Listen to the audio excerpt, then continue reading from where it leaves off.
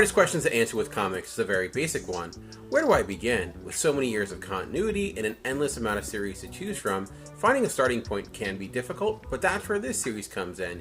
Each week, I look at all the new comics coming out, pick out ongoing series starting new arcs, notable new series, and trades or graphic novels being released. Then I finish things up by picking out my pick of the week, the starting point I'm most excited about coming out this week. To start things off this week, let's look at ongoing series starting new arcs. I'm going to do something I've never done in the history of starting points and kill two birds with one stone, which, on a side note, is a type of phrase I think we need to really update. You know, there's not a overabundance of birds or lack of stones that we really need to kill them like that. Anyways, it's not important. But what I'm going to be doing is looking at an ongoing series starting a new arc, as well as a trade and graphic novel being released at the same time. Because this week, Radiant Black number 7 comes out along with the first trade. And I don't think there's anyone better than Image at doing this, where you have a new arc starting in that same week, so is the trade.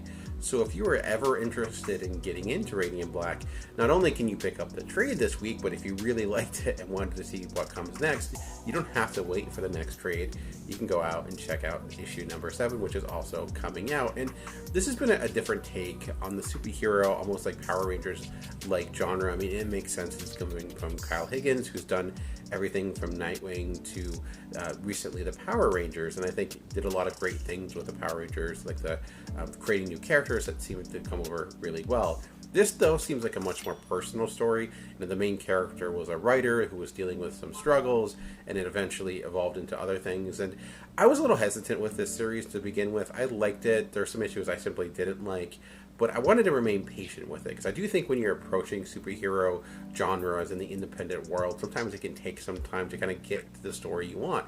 Now, Invincible is a great example of that. You know, everyone loved the Invincible cartoon, maybe not everyone, but generally it was positively received. But if you go back to the comic, it took some time to kind of get to that level. It really spun its wheels a little bit to find itself, and I felt like that was the case with this. But then a major change happens. I don't want to reveal what that is, but it really recontextualized everything that came before and has me excited to see where this is going, and really brought this series to a new level, which is why I'm really excited for this next issue along with this trade. So if you've liked past things done by Kyle Higgins, like I mentioned, like the Power Rangers or Night Wing Run, or you like different takes on superheroes, I think this is one that I feel like is trying to do new things, but not trying to kind of deconstruct the superhero genre in any way. It's trying to be part of it, but kind of expand upon those ideas in a way that's fresh and original.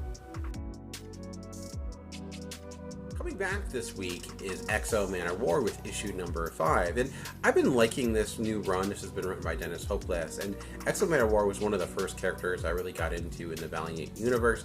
The way I would describe the character, it's like if you took elements of Captain America, Iron Man, and Thor and mixed them together, you got Manowar, or Eric, and he's a Visigoth who was abducted by aliens, brought into space. He was able to escape, got this alien tech suit, came back to Earth, but because of relativity, when he came back, he leaves more in modern times, so the world he knew is now gone. And that's been kind of defining the character for some time. But I think this first arc is trying to expand upon that. It put him in this moral quandary where he tried to help this country, and things didn't go out very well. Things, there was basically tragedy. Things were really messy, and now we're kind of continuing that arc moving forward. I love Matt Kent's run in this character, so I had a lot of hope of where this would go next, and it hasn't hit those levels for me quite yet, but I thought at least it's been pretty welcoming to new readers. There's kind of different take on the armor. It's been a little bit adjusted here and there, and if you've ever been interested in getting into the Valiant universe, I do think Exo tends to be one of the best entry points, because he's kind of their pseudo-main character. I mean, I don't know who the most popular would be, but I do feel like a lot of the main storylines he's either a part of, or he's kind of the one kind of leading the charge with them. Starting a new arc this week is Star Wars Adventures number 8, and I do think people tend to really skip over these Adventures titles for Star Wars, and I don't think you should. I know people think they're more kid-friendly, or they're more geared toward a younger audience, because the Adventures titles tend to be, but sometimes they are and still good, or sometimes I really wouldn't even qualify them as that. I mean, when you look at Star Wars, ultimately when it started, it was kind of a kid's movie, basically what it was designed to be, and I think often the best adventure comics tend to hit that exact same tone. This issue actually has two stories within it. The first story takes place after Empire and focuses on Luke and Leia dealing with the repercussions of those. That is a timeline I'm always really interested in, that timeline of after Empire, before the sequels, to see like what exactly happened to shape those worlds. I really like the Aftermath trilogy, for example, but that doesn't focus on characters like Luke and Leia, where this does. And the second story is a Clone Wars story, again one of my favorite parts of all Star Wars, focusing on Count Dooku, who's a character that I think was kind of misused in the movies, much better in the Clone Wars cartoon, and kind of curious to see how he plays out in this comic as well. So if you're a Star Wars fan, and maybe the current titles, there's a lot of current titles right now, you're not dealing with the War of the Bounty Hunters that is raging in the all these Star Wars books for Marvel, you want something more old school or kind of hitting the the classic trilogy or the Clone Wars style, you may want to check out this issue.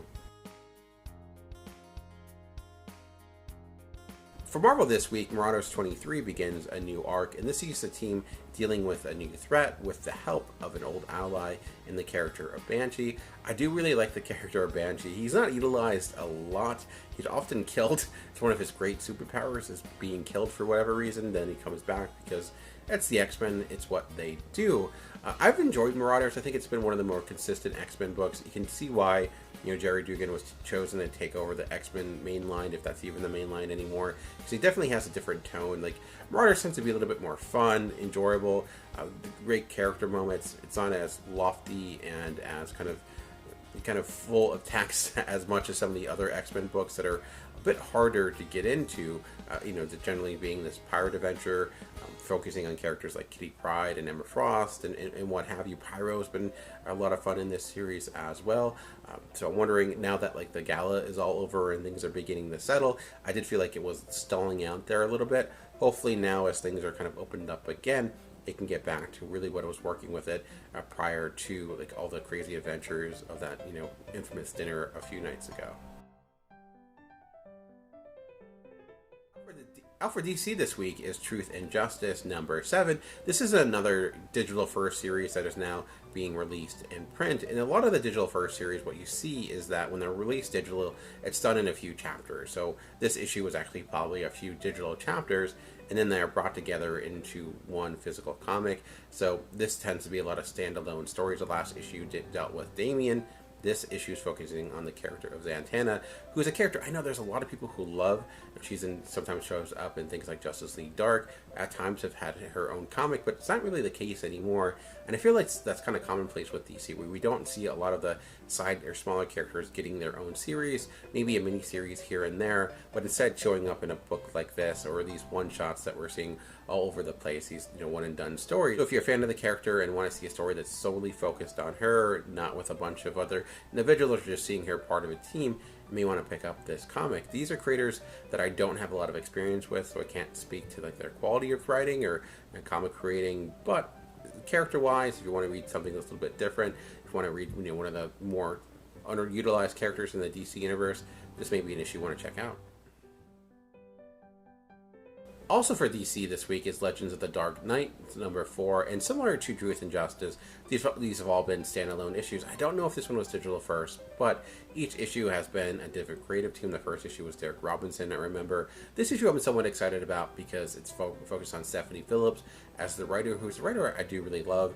I love her A Man Among Ye series for Image. She's done pretty good work with Harley Quinn, and now she's getting a chance to write Batman. And actually, if you look at the people that I would like to see take over the character of Batman, knowing that James Tynion may be leaving soon, I do think like she could have an interesting approach with the character. Perhaps I never actually read a story that she's done based on Batman, but now I'll have that opportunity.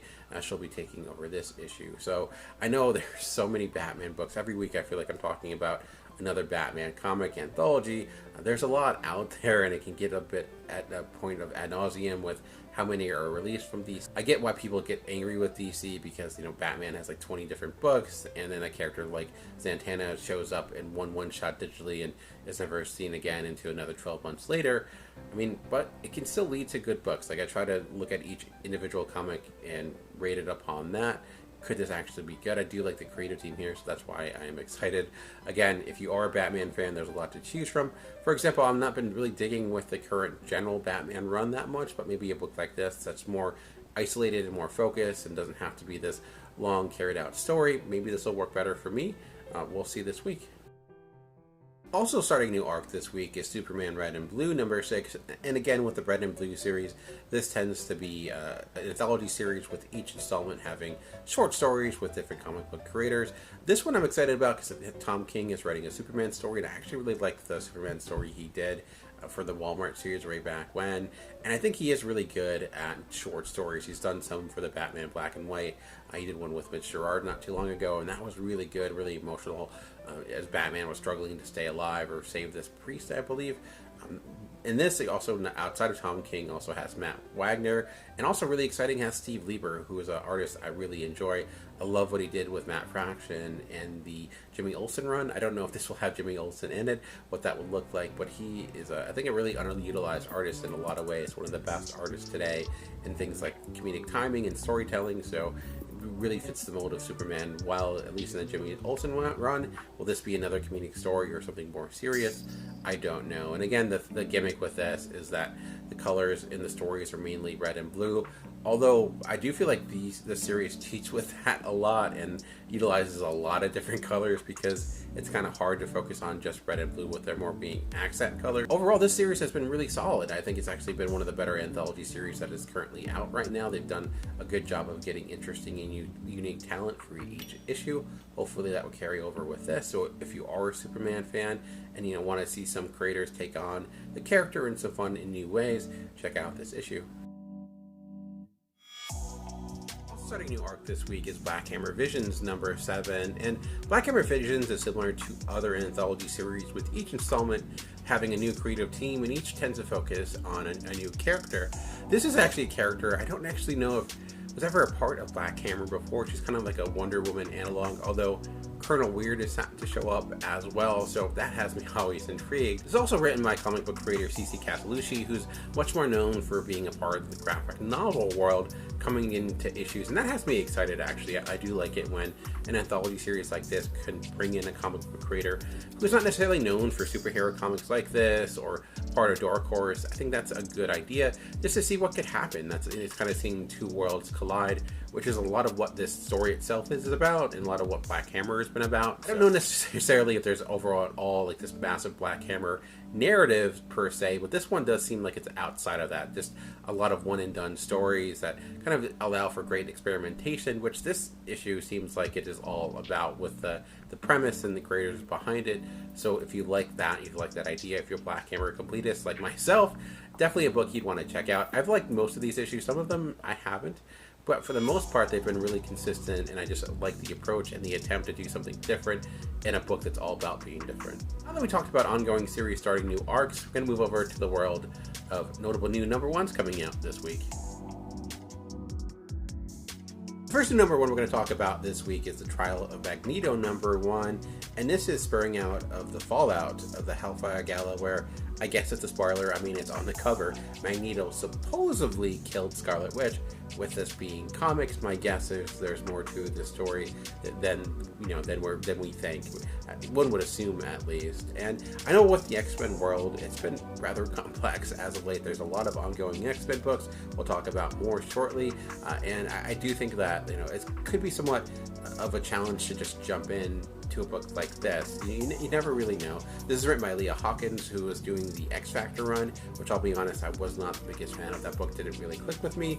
I liked the premise, I thought the execution was a bit lacking. With this focusing on Magneto, who honestly is my favorite X-Men villain, maybe my favorite villain, period, I am somewhat excited because I think Magneto does give you a lot of great content as a character, so maybe you can yield a better result here.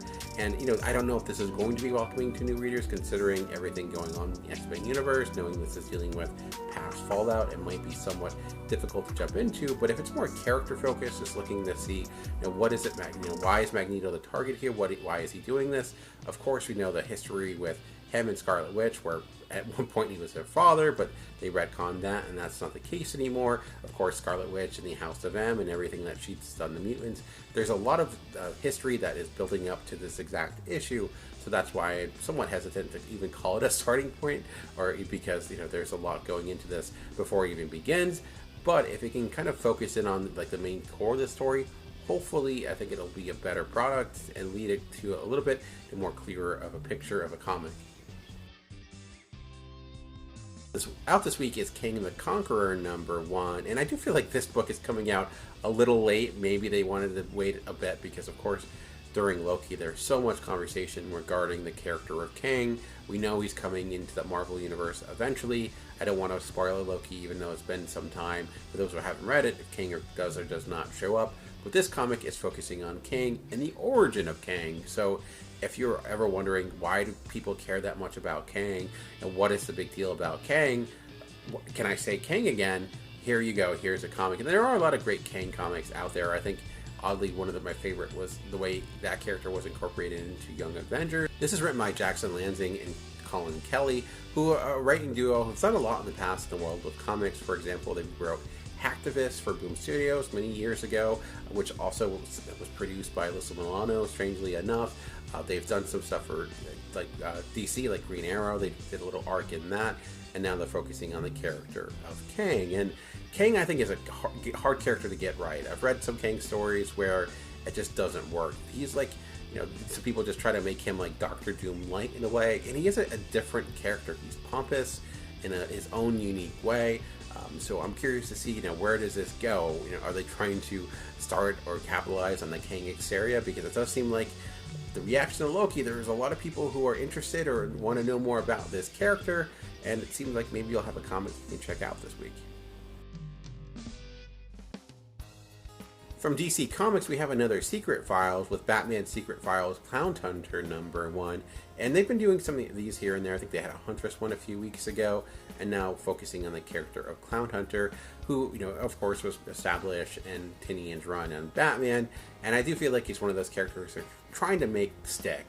There have been a lot of characters that are introduced and come and go. Can Clownhunter be one that stays around? I do wonder about that, because when you have a character that is so connected to another character, in this case being Joker, can he ever be his own thing? Can he be more than just like this reactionary device to the Joker? Who knows? But stories like this could help that. Personally, I've never really found the character all that intriguing. He seems to kind of deal with the same type of issue we've seen people deal with when it comes to Batman, about going too far or willing to kill, and I just feel like we've had that conversation a lot. And again, I don't think we've gotten much more depth to the character as of yet. However, that could change with a book like this, where you don't have to tie into an ongoing arc or some event. It can just be a character piece, which I think the Secret Files tend to be, why I tend to like them here and there. I did actually like the Huntress one from a few weeks ago, so hopefully this will be a book that can make me a bigger fan of the character, and if you are a fan of the character, you can check it out this week. Out this week from Boom Studios is Eat the Rich #1.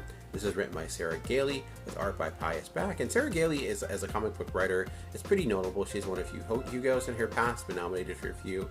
And this story is about Joey, who is this law school student, and she's engaged to Aster. They decide for summer break to go to Aster's hometown so she can meet his family, his college friends, and see how things go. The thing about Aster, though, is that he comes from a very affluent family, very rich family. So when they arrive there, it's kind of going into an entirely different world. She's not used to being served and having different servants do everything that you can imagine for her. But as the cover would indicate, there are some dark things in the past of this family and some dark secrets that they're trying to keep hidden. The question is, can she discover those before it's too late? Is it a supernatural story or something like that? I don't know. Is it like Downton Abbey, but like evil version of it? That kind of seems like what it might be, but definitely can see, just based upon the title, that what this is going towards, and you definitely see this is within the zeitgeist of right now, politically and socially. So if that is something that you're interested in, definitely advise checking out this book. Again, Boom Studios has been having a really good year when it comes to new series, and I like they're kind of experimenting with different comic book creators, especially this one. So I'm looking forward to see how this one turns out.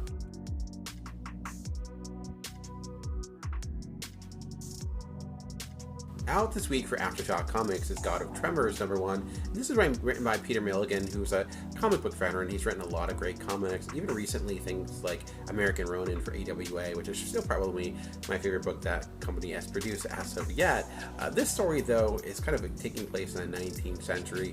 It's a priest dealing with his son's illness, and his son has seizures, and the question is it connected to some sort of demonic presence, or is it more based in science? Does he have a disease? Of course, this is at a time where people didn't really understand what things like epilepsy was, for example. So, looking at the premise, I can't tell if this is meant to look at kind of the realism behind what people took as exorcisms, or if it is designed to be a supernatural story, maybe a combination of both. But it's a very specific time and place that can lead to really good comics. For example, the Silver Coin, I think, had an issue that was in a similar time and place, which was really good, and it does feel like the perfect example of when you want to do an exorcist story, especially with that classic feel, that classic horror feel. So I'm interested just to see how this turns out, because there's a lot of different ways this can go. I know we have a lot of stories out there dealing with demons or things like that, supernatural elements. There's a lot of possibilities with this book. My guess is, with it being a comic, it will delve into the supernatural, and I know there's a lot of people who love horror comics. We're having a horror comic renaissance right now. There's a lot out there, but I think with the premise here, it might actually go a little bit deeper than just being about scares, especially with a father-son story. That's why I'm mostly intrigued about this comic. Now that we talked about new #1s, let's move over to the world of trade and graphic novels coming out this week, starting with Sweet Tooth: The Return. And obviously Sweet Tooth was a big TV show for Netflix this past year. I really liked it, and a lot of conversation about the comic itself. And this comic, The Return, is actually a continuation of the original series and takes place in kind of the future of that world with very similar characters. It's kind of hard to describe without ruining it. I'll say, if you enjoyed the original Sweet Tooth, this acts as a nice coda to that story. It doesn't necessarily change what happened in that book all that much. I think it's more of adding to it in a nice little way. Can you go into this if you've never read Sweet Tooth before? Probably. I think enough is there for you to understand there's the gist of the story being told, although there are some character bits and some inspiration of the original book as well. But if you saw the show, you could probably put two and two together for the most part. It wasn't, to me, as good as the original run. It's hard to kind of recapture that magic, but it did have a lot of heartfelt moments in general, and I thought at the end of the day it was a pretty solid series. So if you want to check it out, you'll be able to do that this upcoming week. Out this week from Marvel is the Rick Remender Captain America Omnibus Volume 1, and I do think Rick Remender's run on Captain America is better undersold. I actually really liked it. I think maybe the Dimension Z stuff went on for a little bit too long, but in general I liked a lot of the ideas that were in this, and it actually had a pretty long impact on characters. For example, Sharon Carter, because of this, some things happened with her character that were just recently changed, and considering how long it's been around, and it's been a very long time since Remender has done anything Marvel related. I will doubt he will do anything Marvel again anytime soon unless something majorly changes. But I did kind of like a lot of the stuff he did with Marvel back in the day. This isn't my favorite Captain America run by any means, but it's, I think, one of the better ones in some time. I know JR as an artist is some people's cup of tea with his designs, but I do think here it's one of the better things he's done. I do think with characters like Captain America, for whatever reason, it does lend itself pretty well. So if you're a fan of that run and you wanted to check it out, the first Omnibus will be out this week. What If is coming back in a big way, in large part because of the What If animated series that's going to be on Disney+. And because of that, smartly, Marvel's reaching into their vault and bringing out the What If Omnibus Volume 1. And this is looking at some of the first ever What If comics, collecting issues 1 through 15, and then 16 through 22, or 17 through 22. It's missing one issue in there, and I don't know exactly why. But I do love the What If concept. I've liked it for such a long time. Usually if I go to a dollar bin, the first thing I do is look for What If issues, because they're one and dones, they're really cool ideas, and most of the What If stuff, though, I've read was actually like the second or third volumes, wasn't this run, so that's why I'm excited for it. If you have really enjoyed the What If cartoon, or you like the idea and wanted to dive into more, wondering where exactly is this coming from, and the What If line basically is asking that question. What if Peter Parker's Uncle Ben was never killed? What if Spider-Man joined the Fantastic Four, all these different types of questions, and usually that story's, one and done, and was pretty notable comic book creators. So if you love that run, if you want to read more What If, this omnibus will be out this week. Out this week from Oni Press is Jonna and the Impossible Monsters, Volume 1. This is written by Chris Samney and drawn by Chris Samney, and also words by Laura Samney as well. Seeing the husband and wife couple write a comic together, and it's an all-ages book about this world in which Jonna and her sister kind of rekindle the relationship. She went missing for a while. She finds her, and they have to traverse this world full of crazy monsters. And it was a really solid run.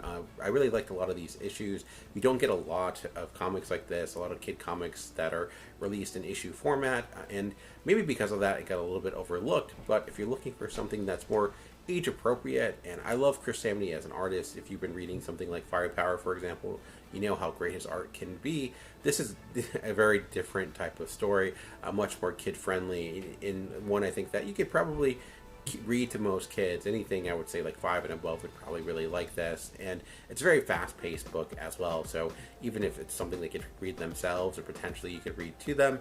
And I love the magical world, and the characters here are pretty strong as well. So if you're looking for something a little bit different, a little bit more towards a younger audience or a wider audience, something that's a bit more family friendly, this is probably your best bet this week. This week from Fantagraphics is Crisis Zone by Simon Hanselholm, and this is a book that is interesting because it actually came out because of COVID. Basically, Simon was doing a lot of digital comics things on Instagram because of everything happening with COVID, just trying to keep sane, keeping the world sane, expanding upon the worlds he has created, and now it's taking basically everything that has happened within that and making something good about it, putting it all in a comic in this hardcover. So that has me intrigued. I've read this stuff in the past. I actually really liked the book he had out last year, and I can't think of it off the top of my head this time, but very unique style. You can just tell by the cover and the way he approaches comic books.